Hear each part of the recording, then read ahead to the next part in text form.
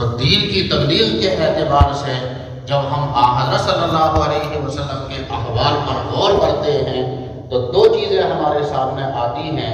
ایک یہ کہ حضور اکرم صلی اللہ علیہ وسلم نے اپنے آپ کو مزید نورانی بنانے کے لیے، اپنے ذات کے اندر نور پیدا کرنے کے لیے آقا صلی اللہ علیہ وسلم نے نوافل پر، اعمال پر بہت محنت کروائی۔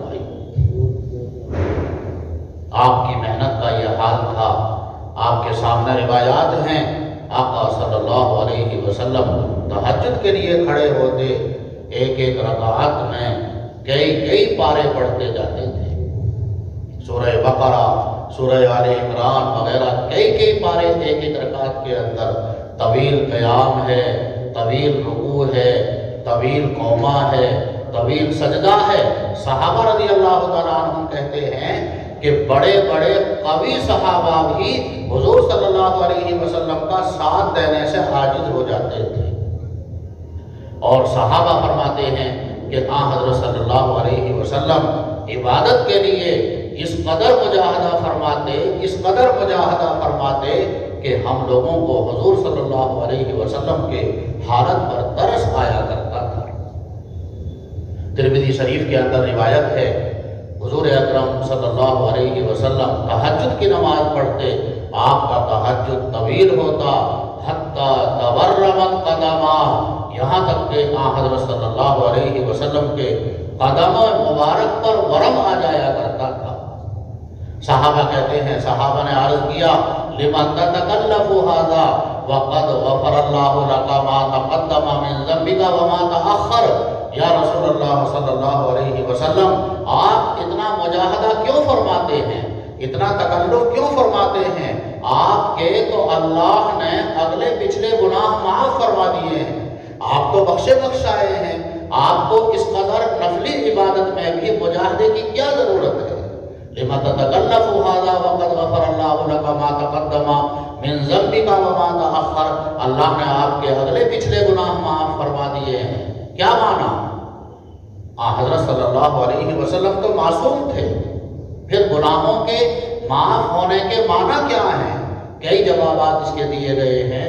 راجح جواب یہ ہے کہ یہ عربی زبان کا ایک محاورہ ہے، اور کسی کی عصمت کو، معصوم ہونے کو بیان کرنے کے لیے یہ تعبیر اختیار کی جاتی ہے کہ اس کے اگلے پچھلے گناہ معاف ہیں، یعنی وہ معصوم ہے، اس کے لیے گناہ کا ہونا لازم نہیں۔ سب سے بہتر جواب یہ ہے، اس کے لیے گناہ کا وجود ضروری نہیں ہے، بلکہ عربی زبان کی ایک تعبیر ہے، ایک محاورہ ہے، اور اس کے ذریعے سے کسی شخص کے معصوم ہونے کو بیان کیا جاتا ہے۔ تو بہرحال صحابہ نے عرض کیا، لما تتکلف هذا وقد غفر اللہ لك ما تقدم من ذنبك وما تأخر۔ آپ تو بخشائے ہیں، آپ تو معصوم ہیں، پھر آپ اس قدر مجاہدہ کیوں فرماتے ہیں؟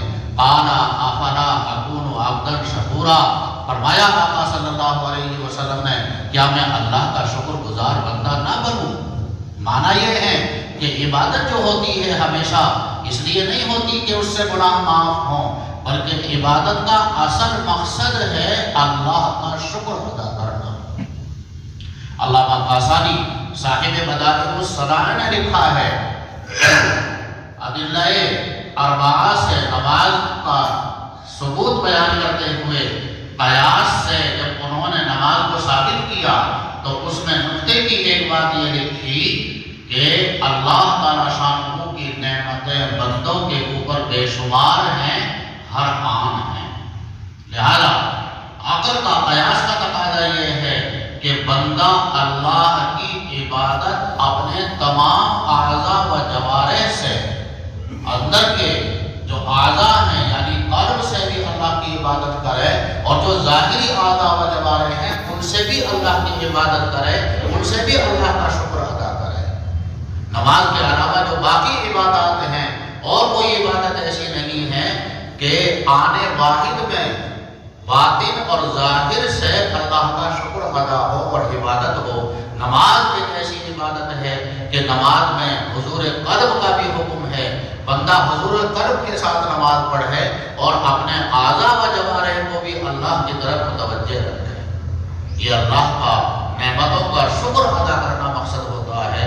تو فرمایا افلا اکون عبدا شکورا، کیا میں اللہ کا شکر گزار بندہ نہ بنوں؟ اپنے آپ کو آقا صلی اللہ علیہ وسلم نے اعمال نورانی کے ذریعے سے اپنے آپ کو نورانی بنایا، اور دوسری طرف امت کی فکر فرمائی۔ امت کی فکر کا حال یہ تھا کہ اللہ تعالیٰ شانہ نے آقا صلی اللہ علیہ وسلم کے حال پر ترحم فرماتے ہوئے فرمایا لعلک باخع نفسک الا یکونوا مؤمنین، ایسا لگتا ہے کہ آپ اپنے آپ کو ہلاک کر لیں گے اس غم میں کہ یہ سب لوگ ایمان کیوں نہیں لا رہے ہیں، سب ہدایت پر کیوں نہیں آ رہے ہیں، آپ اس غم میں کھلے جا رہے ہیں۔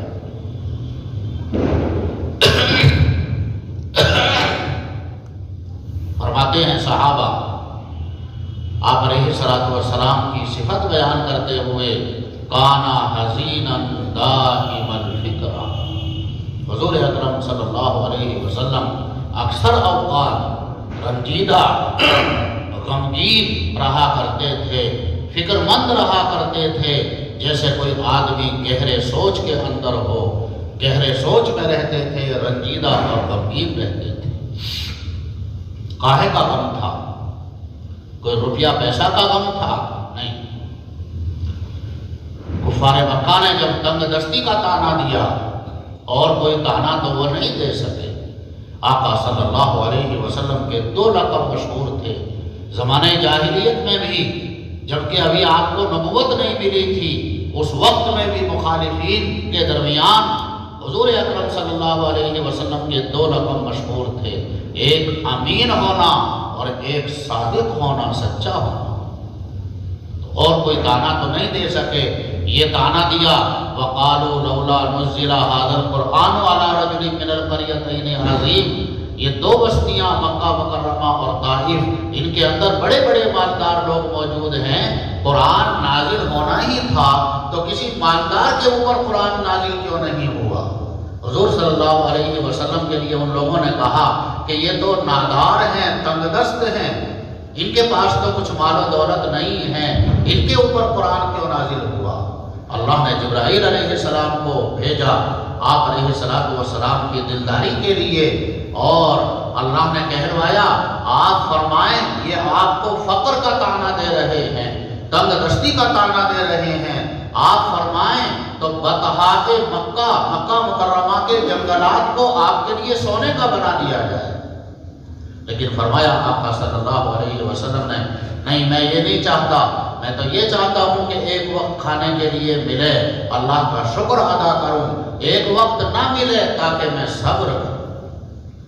مدینہ طیبہ تشریف لے گئے، ہجرت کر کے، وہاں یہود مخالف تھے، وہ بھی اس قسم کے طعنے دیا کرتے تھے، وہاں بھی اللہ نے جبرائیل علیہ السلام کو بھیجا اور کہلوایا آپ فرمائیں تو احد پہاڑ کو آپ کے لیے سونے کا بنا دیا جائے، لیکن وہاں بھی حضرت صلی اللہ علیہ وسلم نے فرمایا کہ نہیں، میں یہ نہیں چاہتا۔ کانا حزینا دائم الفکر، آقا صلی اللہ علیہ وسلم اکثر اوقات غمگین رہا کرتے تھے، فکر مند رہا کرتے تھے، کوئی مال و دولت کا فکر نہیں تھا، مال و دولت کا غم نہیں تھا۔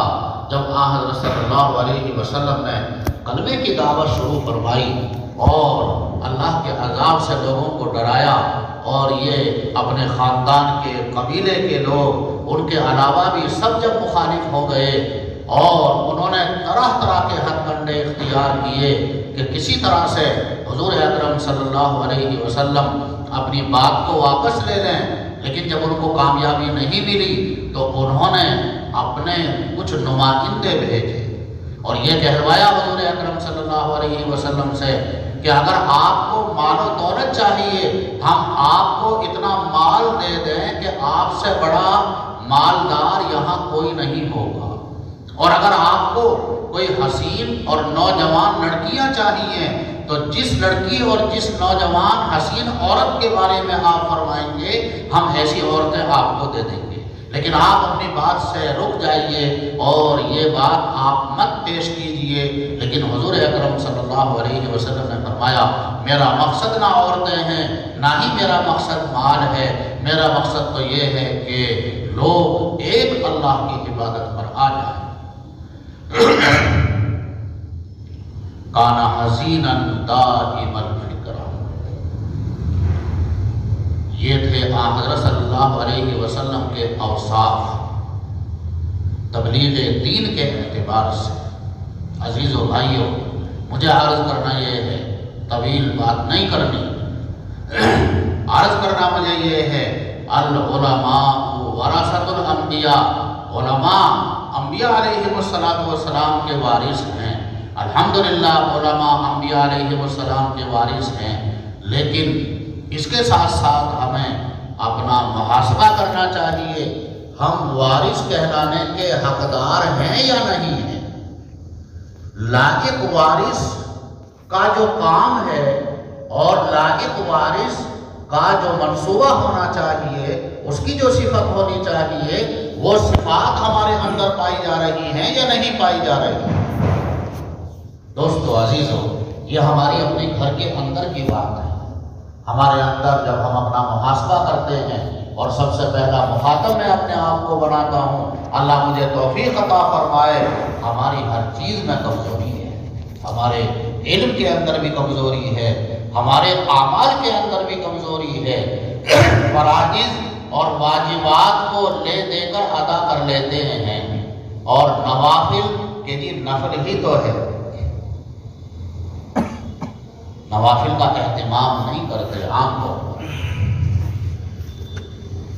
علم کا مقصد تو کیا ہے؟ علم کس لیے حاصل کیا جاتا ہے؟ اس لیے حاصل کیا جاتا ہے تاکہ اس پر عمل کیا جائے۔ تو جب تک علم نہیں تھا اس وقت تک ظہر میں 12 رکعت پڑھتے تھے، یہ ہے نا، جب تک علم نہیں تھا تو ظہر میں پڑھتے تھے 12 رکعت اور عشاء میں پڑھتے تھے 17 رکعت۔ لیکن جب مدرسے میں چلے گئے اور کتابوں کے اندر پڑھا کہ 4 فرض ہیں اور 4 سنتیں ہیں، پھر 2 سنتیں ہیں، اور ظہر میں آخر کے 2 نفل ہیں، تو نفلوں کی چھٹی کہ نفل ہی تو ہے۔ ایسے ہی عشاء کی نماز کا حال ہے۔ علم تو برائے عمل ہے، علم اس لیے حاصل کیا جاتا ہے تاکہ اس کے تقاضے پر عمل کیا جائے۔ حضور اکرم صلی اللہ علیہ وسلم کے ہم وارث ہیں، حضور اکرم صلی اللہ علیہ وسلم کے ہم جانشین ہیں۔ حضور اکرم صلی اللہ علیہ وسلم تو جیسے فرائض کا اہتمام فرماتے تھے، سنتوں کا اہتمام فرماتے تھے، نوافل کا بھی اہتمام کرتے تھے۔ یہ نوافل کا اہتمام ہماری زندگی سے کم ہوتا جا رہا ہے، الا ماشاء اللہ۔ سب کے لیے نہیں کہا جا سکتا، ہمارے بہت سے الحمدللہ ساتھی ایسے ہیں، بڑے حضرات ایسے ہیں کہ وہ نوافل کا اور زیادہ اہتمام کرتے ہیں۔ میں جو بات کر رہا ہوں عمومی احوال کی بات کر رہا ہوں، نوافل کو ترک کیا جا رہا ہے یہ علم حاصل ہو جانے کے بعد میں کہ یہ تو نفل ہے، اور جب تک یہ تفصیلات معلوم نہیں تھی تو نوافل کا ہم اہتمام کرتے تھے۔ یہ ہماری عمل کی کمزوری ہے۔ حضور اکرم صلی اللہ علیہ وسلم کے ہم جانشین ہیں۔ حضور اکرم صلی اللہ علیہ وسلم جب کوئی عمل شروع فرماتے وہ اس پر مواظبت فرماتے، اس پر پابندی فرماتے۔ آقا صلی اللہ علیہ وسلم ہمیشہ تہجد کی پابندی فرماتے۔ حضرت عائشہ رضی اللہ تعالیٰ عنہ فرماتی ہیں کہ جب حضور اکرم صلی اللہ علیہ وسلم کو ضعف آ گیا، آپ علیہ السلام بیمار رہنے لگے، آپ کی طبیعت خراب رہنے لگی، اگر کبھی ایسا ہوا کہ تہجد نہیں پڑھ سکے، 8 رکعات زیادہ تر حضرت صلی اللہ علیہ وسلم کی تہجد 8 رکعات ہوتی تھی۔ فَكَانَ يَزِيدُ رسول اللہ صلی اللہ علیہ وسلم فی رمضان ولا غیرہ علی 8 رکعات۔ 8 رکعات زیادہ تر تہجد ہوتی تھی رمضان اور غیر رمضان میں۔ حضرت عائشہ رضی اللہ عنہ فرماتی ہے کہ جب آپ بیمار رہنے لگے، اگر کبھی آپ تہجد نہیں پڑھ سکے تو دن میں اس کے بدل کے طور پر، قضا کے طور پر نہیں، نوافل کی قضا نہیں ہے، وظیفہ اگر رات کا رہ جائے، اللہ نے قرآن کریم کے اندر فرمایا وَهُوَ الَّذِي جَعَلَ اللَّيْلَ وَالنَّهَارَ خِلْفَةً لِمَنْ أَرَادَ أَنْ يَذَّكَّرَ أَوْ أَرَادَ شُكُورًا، اللہ نے رات اور دن کو ایک دوسرے کا خلیفہ بنایا ہے۔ رات کا کوئی وظیفہ نفلی وظیفہ رہ جائے اسے دن میں پورا کر لو، دن کا کوئی نفلی وظیفہ رہ جائے رات اس کا خلیفہ ہے اسے رات میں پورا کر